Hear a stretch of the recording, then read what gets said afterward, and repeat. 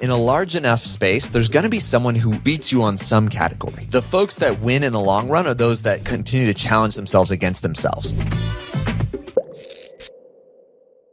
Matt, we are talking about the never-ending battle between sales and fulfillment, or between marketing and product. No matter what industry I have been in, this is a constant battle. Yeah, and I think it's a tension that you have to constantly manage. But this is a factor that I think holds a lot of folks back from marketing because they've had this experience. So if you're listening, tell me if this resonates. You experienced someone, they were amazing marketing, beautiful videos, beautiful hook, compelling message. Their value proposition was incredible. You thought, this is a no-brainer. This is amazing. This is great. You bought it and you got it and you were underwhelmed. And you felt this sinking feeling of, what in the world did I buy? This did not at all match the expectations that I built up in my mind. And so the greater the marketing, it's like that's the setting expectations. Sometimes the greater the deficit between what you expected and what it's actually delivered there. And you could think there's jokes about this on especially when I think of products like Wish.com. Oh, yeah. So for folks who aren't familiar, Wish.com is, I think it's I don't even know if it's direct from China, but it's basically mostly direct from China. And it seems like high value, like heavily discounted products is what it seems like. And you get it and you're like, this was maybe not even worth the price that I paid for it. And so that's an example in the product side. If you say this is a $200 discounted down to $12, in your mind, you expected this to justify, you expected this to be valued at $200. And you thought, I was getting a deal at this at $12. And you buy it and you receive it and you realize this probably should have been $6 discounted down to $1, right?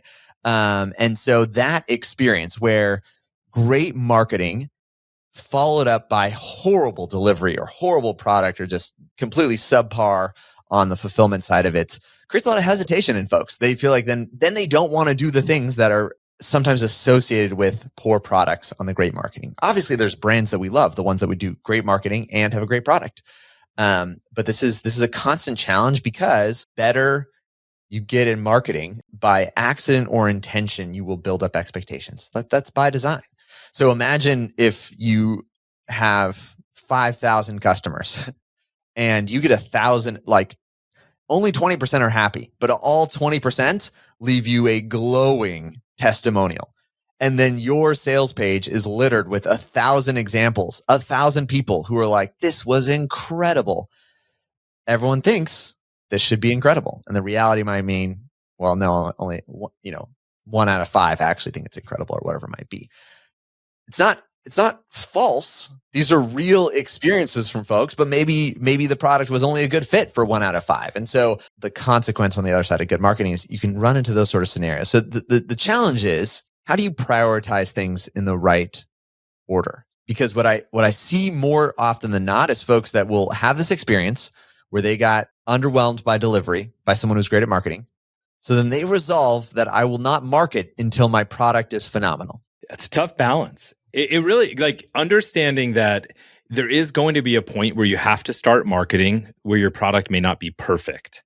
But where is the ethics line of when is it unethical to maybe be marketing and selling when so that's, I think, where there's people that they just need to make up their mind and say, hey, you know what? I recognize that no matter what, I'm going to be 4.9 out of 5 stars, right? You can't wait forever. But how do you draw the line?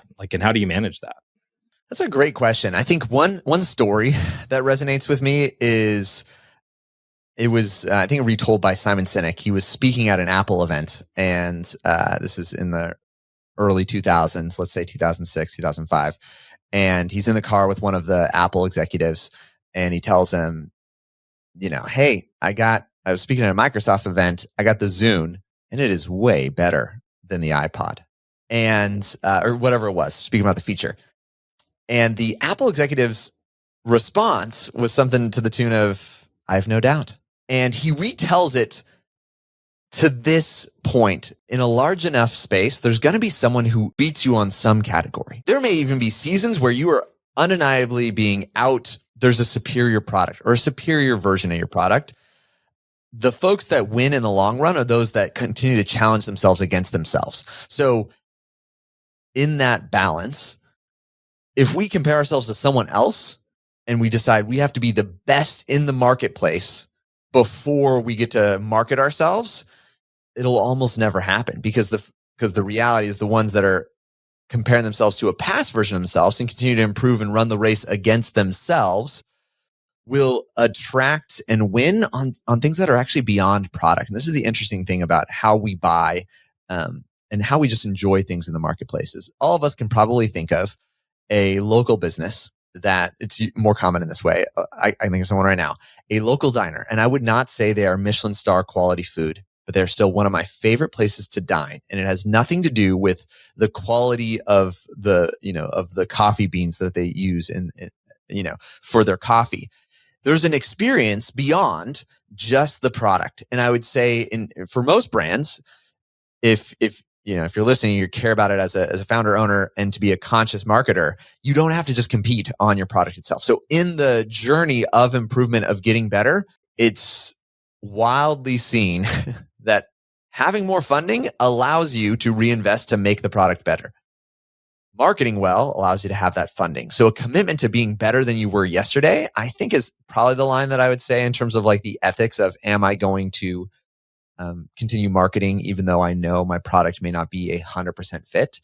You could also look at this of, product market fit. You might be great at marketing and accidentally, to my example, market to 5 folks. One of them has a phenomenal experience, 4 of them doesn't.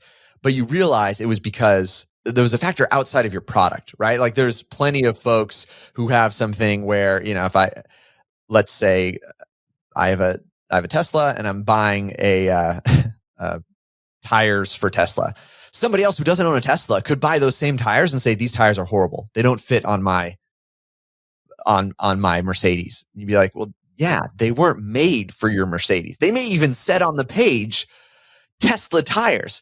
And they may have been blinded to the words that said Tesla tires because they saw 1,000 customers give us 5-star reviews, right? And so in that kind of a space where if you're finding a negative feedback is the consequence of them being the wrong audience, is not necessarily a reason to reshape the whole product. But I see a lot of folks, especially early on when you're gaining traction, every feedback loop feels heavy, or those early feedback loops definitely feel heavy. And so having a better understanding of who this product is for, or actually, let's take a couple steps back here. When you're early on, you actually don't know who is going to have the best experience with your product or service. So to that point, early feedback, like you could get lucky and be like, this is a slam dunk and everyone who tries it loves it immediately. Chances are more folks refine into this space where they realize who is my best fit customer, not just who's most likely to buy, but who's most likely to buy and have a great experience and want to recommend this to somebody else. And so I think on the, to the question of ethics, I think it's more so about a feedback loop of, are you learning? Are you getting better yourself?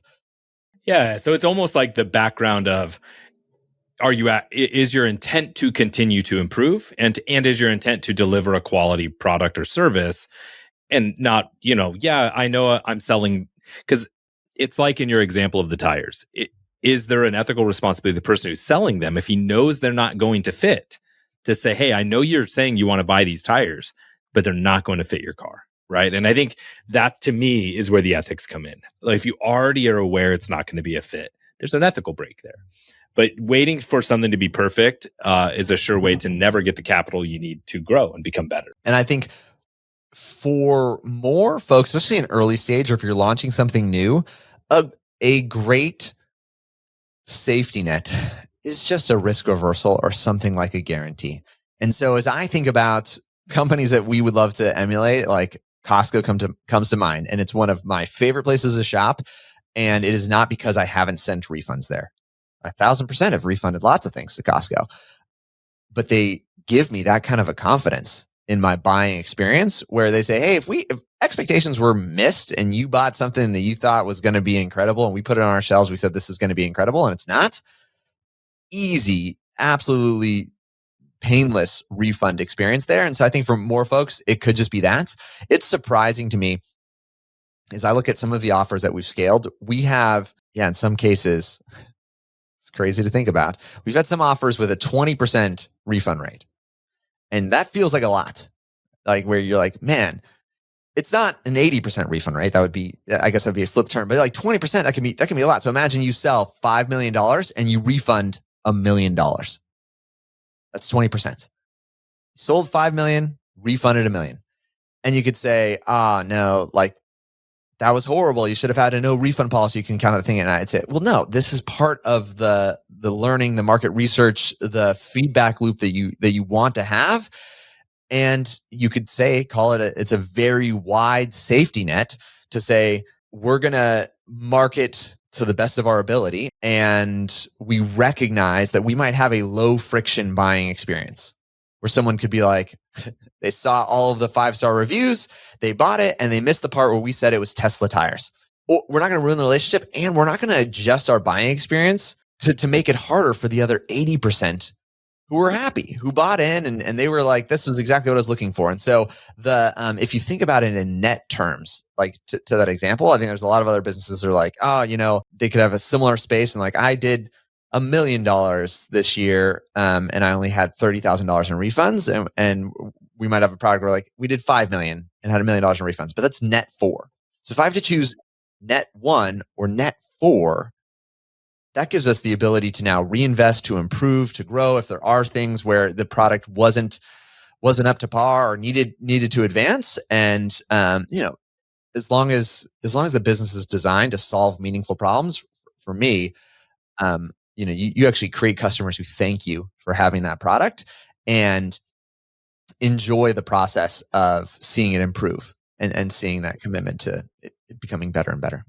I think with humans being disproportionately favoring or being concerned about loss over gain, the idea of having to refund, in your example, $1 million over 5 million in sales, instead of thinking I gained 4, they're focused on the 1 million they lost. But to just simply adjust your focus in the way you said of, you have to focus on the net growth as the number you're looking at, and not allow our irrational brains to stop us, because that happens in so many parts of our life. Like, I don't want to do this one thing that will allow me to grow because I have to give up this one other thing. And it's like, yeah, but that's the thing holding you back, right? It's the monkey with his hand in the jar, not being able to get it out. And it's a difficult thing. I will say this is a to that point, for that exact reason, we are inclined to measure the loss rather than the gain. As marketers or folks that are doing marketing, we will feel that disproportionately. It'll be unfairly weighted. The experiences of folks who are saying, you missed expectations for me. And the reality is, most businesses, they encounter that and they stop promoting, they stop marketing. And they go back, they tell themselves, I have to solve all of my issues before I'm allowed to solve another problem for someone. I don't think there's a lot of examples of businesses that thrive and have huge impact in the world who operate in that way.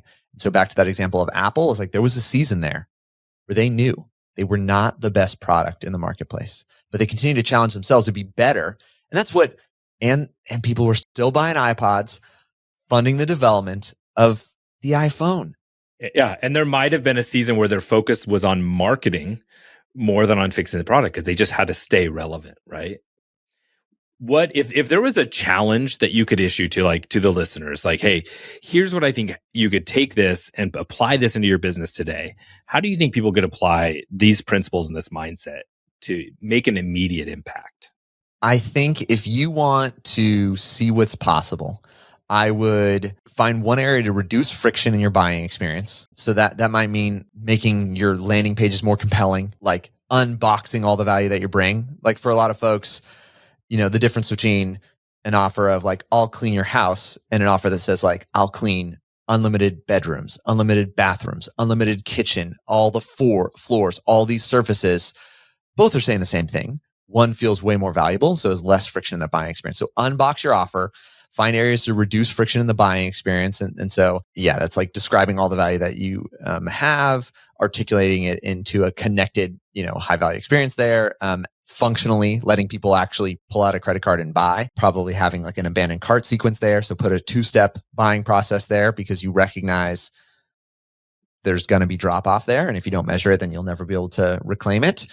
So some of those things, so reduce friction on the buying side. And then you probably actually see this reduces friction, increase your risk reversal, increase your guarantee. Bet on yourself and let the marketplace reveal their actual sentiment. And there was a lot of folks who have weak or non-existent guarantees, almost no risk reversal, and almost no sales. And I would say if 50 people purchased from you and all of them had to refund, you'd be back at exactly where you're at. Having high friction in the buying experience and no guarantee, all that does is ensure that you're living out in the worst case scenario on the other side of that, where if you had a low friction buying experience, a high guarantee, chances are, and I've seen it, it will appropriately apply pressure so that you grow. Because even to that point, if I'm seeing folks wanting to buy and then they're refunding, the chance that you improve whatever that gap is way higher than constantly fiddling around with your product and hoping that's going to be perfect. And you don't even know what could cause it. Like, you still could run into the experience where someone gambles on you and buys somehow and then still is like unhappy with the experience there. And you didn't have the appropriate pressure there. So I think reduce friction in your buying process and increase that guarantee. And I would challenge you, for us, we have an insane guarantee, and we choose to be as easy as Costco. So I saw it worked for Costco, and I think it's working for us in terms of reducing risk on the front end to say, I don't care when it is, why it is. If we missed expectations and you want a refund, here you go. But for us, the experience has been a net positive in disproportionate growth. Yeah, we're just waiting for the $1.50 hot dog and soda combo. But what's interesting is in that call to action and then in that encouragement, first of all, I fully agree and I strongly echo it, but it was all marketing side. And I think the reasoning is it's in the spirit of what we said. Like, if you grow your business, you have more resources to then improve your product and your services. And so you're going to focus where you need to focus first. Now, make sure you have something to sell. But I love it. I think it's really good advice. And hope everyone listening here with Marketing with Matt, if you have an entrepreneur, a business owner in your life, please share this episode with them and help them, focus on profiting more and working less.